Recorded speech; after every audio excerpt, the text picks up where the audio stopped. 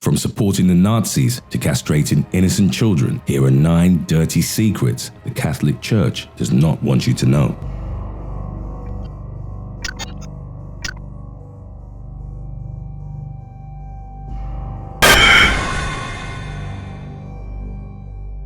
Number 9. They help Nazis avoid prosecution. Many Nazis and fascist war criminals are known to have fled Europe following their defeat in World War II. It is believed that many of them escaped to South America through rat lines organized by Catholic clergymen. An example is the case of Bishop Alois Hudal, a Nazi sympathizer who used his clerical position to visit Nazi POWs in Allied camps, presumably for religious purposes. He would then secretly offer them Vatican state travel documents and passports, allowing them to disguise themselves and flee to South America. Hudal's reputation has worsened even more from a recently resurfaced telegram showing a correspondence between him and Adolf Hitler. Among the people Hudal helped was SS Commander Franz Stangl, a man responsible for the deaths of hundreds of thousands of Jews in 2 extermination camps that he oversaw. Stangl was eventually captured in Brazil in 1967 before being sent to trial and imprisonment in West Germany. Similarly, a Croatian priest by the name of Krunoslav Draganovic is also known to have organized escape routes for fascist war criminals. The organization of Croatian priests that he led offered rat lines out of Europe for members of the Ustashi, which is Croatia's version of Nazis, so they could avoid being prosecuted by the Allies. Number 8. Hitler's Pope. It's surprising to know about the existence of Nazi sympathizers among Catholic priests. What's even more surprising is that they even existed in the highest echelons of the Vatican. Pope Pius XII, who reigned from 1938 to 1958, is often painted as a saint by the Vatican, a fact that some argue couldn't be further from the truth. Throughout World War II, Pope Pius refused to speak out against the Holocaust and the ruthless brutalities committed by fascist Italy and Nazi Germany. He was seemingly content with the fascist regime surrounding him, even accepting their visits to the Vatican. For his failure to speak out throughout the war, some have dubbed him Hitler's Pope. Under his leadership, the Catholic Church did, however, take steps to save Jews from Nazi persecution. Many Jewish children were issued false baptism certificates and taken into Catholic schools to disguise them as Christians. But the problem is what happened afterwards. In 2006, a post-war instruction from Pope Pius was unearthed, revealing that in 1946, he ordered for the Jewish children to not be returned to their families so they would be raised as Catholics. Number 7. The baby stealing scheme.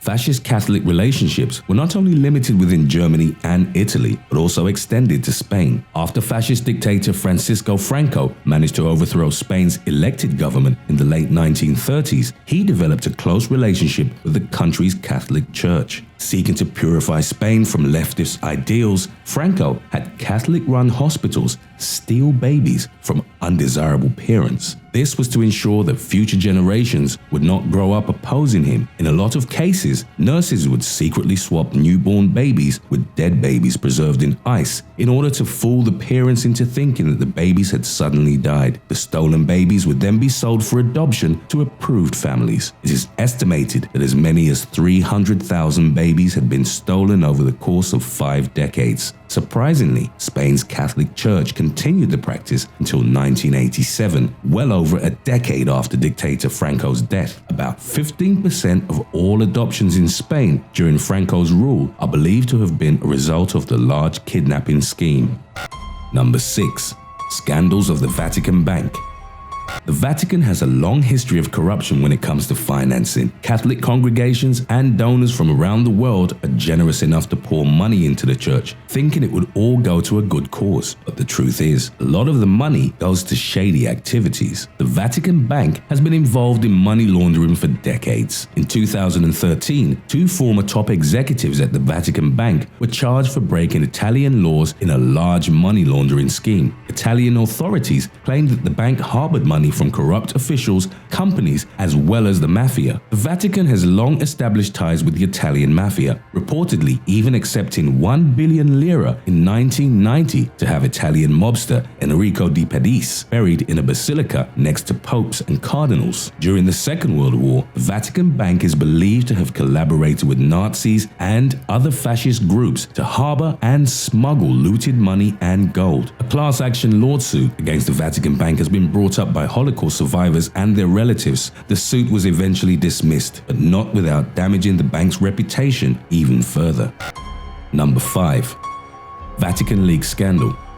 In 2012, the Catholic Church's reputation got tarnished greatly due to the Vatican Leaks scandal, otherwise known as VatiLeaks, a play on the WikiLeaks name. It began early that year when an Italian TV program named The Untouchables featured a number of scandals within the Vatican. The issue escalated the following months with the leak of documents that exposed various corruptions within the Church. Among the documents were letters from Vatican officials addressed to the Pope complaining of corruption in the Church's finances. In addition to that, an internal Vatican investigation uncovered the blackmailing of homosexual Catholic priests by people outside the Church. Surprisingly, the source of the leaks was revealed to have come from Pope Benedict's private butler, Paolo Gabriele. For years, the man had secretly been making copies of documents and letters belonging to the Pope before deciding to leak them to the press. Gabriele was arrested by the Vatican police after they claimed to have found classified documents belonging to the Church in his apartment. Pope Benedict claimed that the VatiLeaks were exaggerated rumors that attempted to defame the Holy See. In December 2012, he visited his imprisoned former butler and offered a papal pardon. Number 4. Pedophilia and child abuse.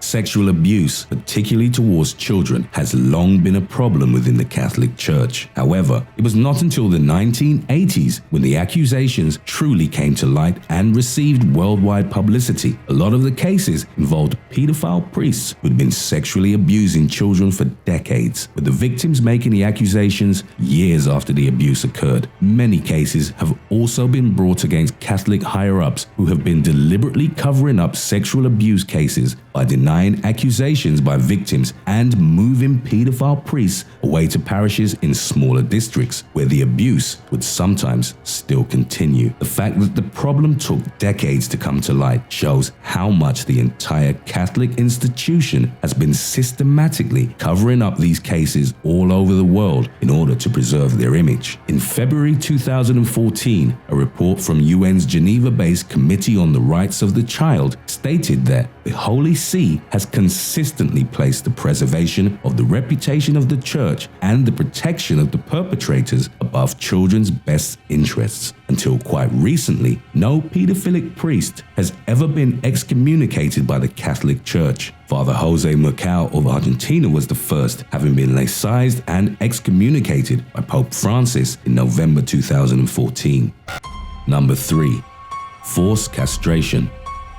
A castrato is a type of classical singing which requires male singers to sing at a high range equivalent to that of sopranos. In order to create the high vocal range, male singers are castrated before puberty, so their vocal range would remain unchanged by the normal physiological events at puberty. Since the 1500s, the Catholic Church have been creating castrato choir boys by removing their testicles at a young age. Their reasoning is that according to the Bible, women are not allowed to sing at church, so only male singers are allowed, who would have to be subject to castration to ensure a high vocal range. This is an extremely cruel practice, as the boys would be unable to live normal lives. The practice continued well into the 20th century before the Catholic Church finally abandoned the practice. But there's an even darker story to this. Dutch journalist Job Domen discovered the story of a young boy from a Catholic boarding school who in the 1950s was put into a psych ward ran by the church and forcibly castrated after being declared a homosexual. The reason for this was because the church got angry at him for reporting that he had been sexually abused by a Catholic priest. At least 10 other similar cases of forced castration have been committed by the Dutch Catholic Church, all upon boys who tried to report sexual crimes of priests.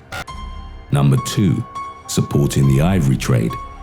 The illegal ivory trade is a horrible practice that causes the deaths of tens of thousands of innocent animals every year, mainly elephants. African and Asian elephants are hunted down by illegal poachers only to have their tusks cut off and the rest of their body discarded. Similar to diamonds, Africa's ivory trade has become a large source of income for local warlords and terrorists. In order to end the senseless killing of one of the most intelligent species on Earth, a multilateral treaty known as CITES has been drafted and signed by 182 countries. The treaty's aim is to ensure that international trade of any wildlife specimen would not threaten the survival of the species. Surprisingly, the Vatican has refused to become a signatory for years. The main reason, perhaps, is that religion is at the heart of illegal ivory trading. Out of tradition, the Catholic Church purchases a lot of decorative crucifixes made of ivory, and by not signing the treaty, the Vatican does not become subjected to the ivory ban. During his landmark visit to Africa in 2015, Pope Francis spoke out against illegal ivory trafficking and urged for its crackdown,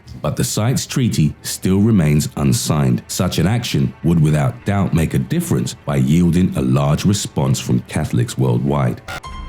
Number 1. Links with the Mafia. When Italy became unified as a single state in the mid-1800s, the Vatican lost its many territories known as the Papal States. Infuriated, the Pope considered himself a prisoner of the state and sought to establish links with alternative forms of authority, such as the Mafia. This is considered the beginning of the relationship between the two powerful organizations, a relationship which is believed to have lasted to this very day. Local crime syndicates sometimes try to maintain a link with the Catholic Church as if to guarantee redemption for their actions. The Church has for many years refused to denounce the Mafia, even going so far as to pretend such groups did not exist. In 1964, the Cardinal Archbishop of Palermo denounced talks of the Mafia as nothing but a communist ploy to damage Sicily's reputation. When Pope John Paul II visited Palermo in the early 80s, in the midst of a brutal war between gangs, never once did he mention the word Mafia. However, the Catholic Church's relationship with the Vatican has deteriorated in recent years. Pope Francis's crusade against corruption and attempts at reforming the Vatican Bank has put him at odds with powerful mafia clans, a move which also puts him in danger. Its members are usually seen riding Harley-Davidson motorcycles, and they are predominantly white males. In Canada and the US, the Hells Angels are seen as a syndicate of organized crime that has historically been responsible for instances of extortion, prostitution, drug dealing, violent crimes, and the trafficking of stolen goods.